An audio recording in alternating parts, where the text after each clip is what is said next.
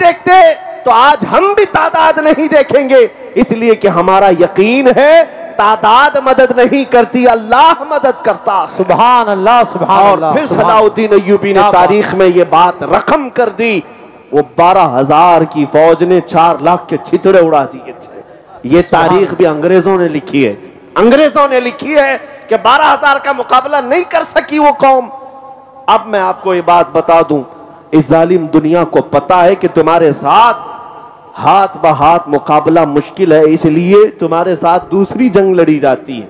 वो जंग यही नशा वाली जंग है जो तुम्हारे घरों तक पहुंचा दी जाती है, तुम्हें नशा का एडिक्ट बना दिया जाता है, इंटरनेट की दुनिया में तुम्हें आवारा बना दिया जाए। कोई एक भी जवान ऐसा ना हो जो मेरे आका के अखलाक के लिए गैरतमंद हो, ये दुनिया ही चाहती। इकबाल ने 100 साल पहले कहा था, ये फाका कश मौत से डरता नहीं जरा। यूरोप यही कहता है, अंग्रेज यही कहते, यहूदी यही कहते।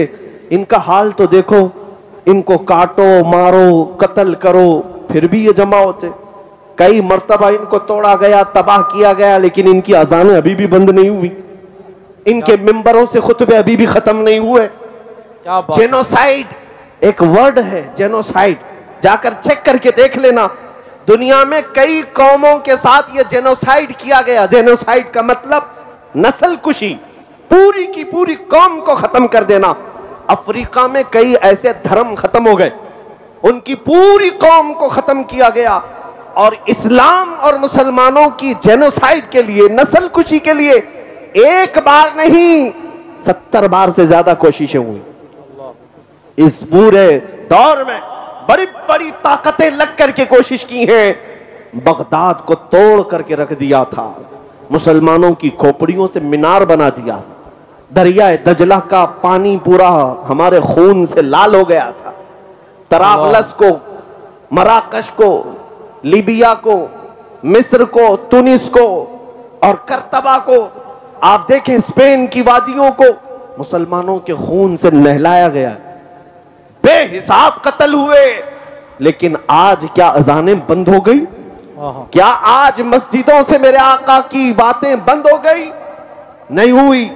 एक यहूदी आलिम ये कहता है, वो रिसर्च कर करके बूढ़ा हो गया है, वो कहता है मैं इन्हीं बातों पर रिसर्च कर रहा हूं, पीएचडी कर रहा हूं। बार बार इन्हें कत्ल किया गया, बार बार इन्हें तोड़ा गया, बार बार इनको जिलावतन किया गया, इनसे हुकूमतें छीनी गई, फिर ये जमा क्यों होते हैं? वो यहूदी आलिम कहता है, जबकि देखा जाए तो इनका कोई ढंग का लीडर भी नहीं जो इन्हें जमा करे, इनके पास कोई क़ियादत भी नहीं होती जो सब इनको एक प्लेटफॉर्म पर जमा करे, इनके पास कम्युनिटी लीडर नहीं है, फिर कौन इन्हें जमा करता है? ये मैं नहीं कहता है कि यहूदी आलिम कहता है। हर बार ये टूटते हैं और इन्हें अगर कोई चीज जमा करती है तो नाम है मोहम्मद। सुभान अल्लाह, सुभान अल्लाह, वाह वाह वाह। मुस्तफा करीम सल्लल्लाहु अलैहि वसल्लम का नाम है पाक ऐसा है कि इनके बुझे हुए दिलों में भी इश्क के शोले भड़का देता है। हाय हाय, क्या बात है, इनके दिलों को रोशन कर देता है। इसीलिए इकबाल ने कहा था, अंग्रेजों की जुबान सुनो, क्या कहते हैं वो? ये फाका कश मौत से डरता नहीं, जरा रूहे मोहम्मदी इसके बदन से निकाल दो। वो दुनिया यही कहती है कि रूहे मोहम्मदी इसके बदन से निकालो। हमें पता है, ऐ मुसलमानों, क्या तुम्हें मरने से डर लगता है? मौत से डर लगता है? कुछ लोगों को डर लगता हो तो डर आज निकाल दो। दुनिया में सबसे हाईएस्ट, सबसे बड़ा डर मौत का है। उसके बाद क्या होना है? मौत उसके लिए डरावना ख्वाब होगा जो ये सोचता हो कि मुझे मरने के बाद जलना ही है, जलना ही है, अंधेरा ही है, अंधेरा ही है। वो मोमिन भला क्यों डरे मौत से, जिसका अकीदा ये हो इधर आंखें बंद होंगी, उधर चेहरे मुस्तफा की जियारत होगी। नारे तकबीर, नारे रिसालत, शहीद आजम कॉन्फ्रेंस, मसलके आला हजरत, नबी रहे आला हजरत, हुजूर कायदे मिल्लत। मेरे अजीजों, क्या अपने जाते हुए जनाजों को देखते नहीं? मैं आपको ये बात समझा रहा हूं, मौत तो आनी है, जवानी में आए कि बुढ़ापे में आए, लेकिन तैयार तुम्हें हमेशा रहना है, तैयार रहना है। लेकिन गुनाहों पर जो आई हुई मौत है उस पर अफसोस होगा, बेहयाइयों पर आई हुई मौत पर अफसोस होगा। कोरोना पे आई हुई मौत का कौन अफसोस करे? क्यों अफसोस करते हो? अगर किसी का जनाजा 4 लोगों में गया है, कुछ लोगों को हमने सुना अरे बड़ी बुरी मौत हुई, नहीं मेरे अजीज, बुरी मौत उसको नहीं कहते, बुरी मौत कुफ्र पर हो वो बुरी मौत है। ईमान पर अगर मर गया और 70 टुकड़े भी हो गए तो वो बुरी मौत नहीं, वो शहादत की मौत है। सुभान अल्लाह, शहादत है, उसे बुरी मौत नहीं कहा जाएगा। जनाजे जाते हुए देखते हैं और सज सवर करके जाते हैं। सुन्नियों के जनाजे तो अल्हम्दुलिल्लाह और सजते, क्या बात है। दूसरों के तो पता नहीं, छुप के चले जाते हैं, लेकिन हमारा हाल ये अल्हम्दुलिल्लाह साफ सुथरा कफन पहनाते हैं, खुशबू लगाते हैं मैयत को, सुरमा भी लगाते हैं, जनाजा तैयार होने के बाद फूल भी डालते हैं। कभी सोचा ये क्यों? मरे हुए आदमी को अत्तर की जरूरत क्या है? वो तो कब्र में जा रहा है, आंखें बंद हो गई, अब सुरमा लगाने की क्या जरूरत है? और ये सफेद कपड़े में ढांकने की क्या जरूरत है? बुजुर्गों से पूछो तो ये बताएंगे मेरे अजीज, ये जा तो रहा है कब्र में, लेकिन आज ये मेरे मुस्तफा के दीदार के लिए जा रहा है। सुभान अल्लाह, इसलिए सजाया जा रहा है शबे गौर भी उसी गुल से मुलाकात की रात, इसलिए डर और खौफ निकालो। ईमान वाला बंदा मौत से इसलिए नहीं डरता, इसीलिए ये दुनिया जानती है कि इसके अंदर खौफ मौत का नहीं, इनके अंदर से इश्क मुस्तफा निकाल लो, फिर ये हर चीज से डरने लगेगा, हर चीज से खौफ। बुज़दिल कब बनता है बंदा? जब मेरे आका के कदमों से दूर होता है। हुजूर के कदमों में रहने वाला बुज़दिल कभी नहीं होता। आशिक रसूल हमेशा वो बतले जलील कहलाता है, नबी पाक सल्लल्लाहु ताला अलैहि वसल्लम का वफादार।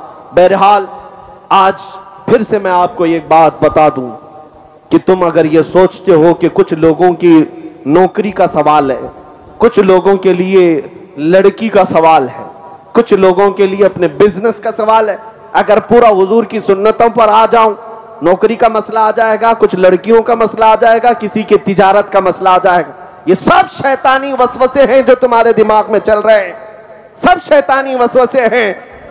अल्लाह रज़्ज़ाक़ हकीकी है, और मेरे मुस्तफा के कदमों से रिस्क क्यों नहीं मिलेगा? हमारा तो ये कहना है, आला हज़रत ने क्या सबक दिया, खल्क के हाकिम हो तुम, रिस्क के कासिम हो तुम। या रसूल अल्लाह, जो मिला तुमसे मिला, तुम पे करोड़ों दुरूद। क्या बात जब है। तुम्हें पता है जो कुछ भी मिलना है मेरे मुस्तफा के सदक़े में मिलना है, तो फिर ये शैतान जो तुम्हारे दिमाग में डाल रहा है हुजूर की आदतों पर, हुजूर के अखलाक पर आऊंगा, दुनिया छूट जाएगी, दुकान बंद हो जाएगी, लड़कियां छोड़ जाएंगी। अगर ऐसी छोड़ती हैं तो छोड़ जाए, जो तुम्हें नबी पाक की सुन्नतों पर कबूल कर ले, इंशाअल्लाह वो यहां पर भी साथ होंगे, आखिरत में भी साथ। सुभान अल्लाह, सुभान अल्लाह, क्या बात है। हाँ, एक बात याद रख ले, और ये बात भी समझ करके चलो, आज के बाद कल परसों जब भी मौत तो आनी है, मलकुल मौत रोजाना तुम्हारे इंतजार में है। जब वक्त खत्म होगा रूह खींच लेंगे और तुम्हारी आंखें बंद इतने बेयार और मददगार हो जाओगे कि दुनिया तुम्हें उठाकर कब्र की तारीक वादी में छोड़ आएगी। तुम्हें पता है, उस ऐसी तारीकी में छोड़ आएगी जहां तुम पुकार नहीं सकते, किसी को बुला नहीं सकते। एक हदीस मैंने पढ़ा, हुजूर फरमाते हैं मैयत को सबसे ज्यादा शौक या हसरत किस बात की होती है जानते हैं? कब्र में जाने के बाद मैयत ये चाहता है, आप भी चाहेंगे, हम भी चाहेंगे, मरा हुआ आदमी कब्र में जाने के बाद सबसे ज्यादा इस बात की ख्वाहिश रखता है कि मेरे रिश्तेदार, मेरे दोस्त और अहबाब थोड़ी देर मेरी कब्र के पास बैठे रहें। वो जब तक बैठे रहेंगे उसे दिल का करार होगा, उन्स होगा, ये हदीस में है। लेकिन बैठता कौन है? सब छोड़कर चले आते हैं। करीबी दोस्त भी मिट्टी डालकर जल्दी से कब्रिस्तान से वापस घर आता है। अपने बाप का जनाजा ले जाने वाला बेटा भी तख्तियां बंद करके, कब्र की मिट्टी डाल करके जब घर आता है, मैयत पुकार रहा होता है, उसे सब चीजों की खबर है। लोगों के चलने के चप्पल की आवाज तक मुर्दा सुनता है, लेकिन इतनी तारीक कब्र, हाथ उठाओ तो हाथ नजर ना आए। और ऐसे दफन करके आते हो, न एक तकिया देते हैं, न एक बोरिया, न एक चादर, और ना कब्र में कोई रोशनदान सुराख, कुछ नहीं। ये बातें मैं क्यों कह रहा हूं? तवज्जो, जब तुम अपने दोस्तों को भी जाते हुए देखोगे, तुम्हें दफन करने वाला बेटा भी जाते हुए देखोगे, भाई भी जाते हुए तुम देख रहे होंगे कब्र के अंदर, सब छोड़कर चले जाएंगे। अंधेरा अंधेरा अंधेरा कब्र का। उस अंधेरी रात में अगर कोई रोशनी लेकर आता है तो ताजदार मदीना की जात, सुभान अल्लाह, मेरे आका सल्लल्लाहु ताला अलैहि वसल्लम की जात है। क्या बात है। उस कब्र की अंधेरी रात में वो रोशनी ले आएंगे। और मेरे अजीजों, जब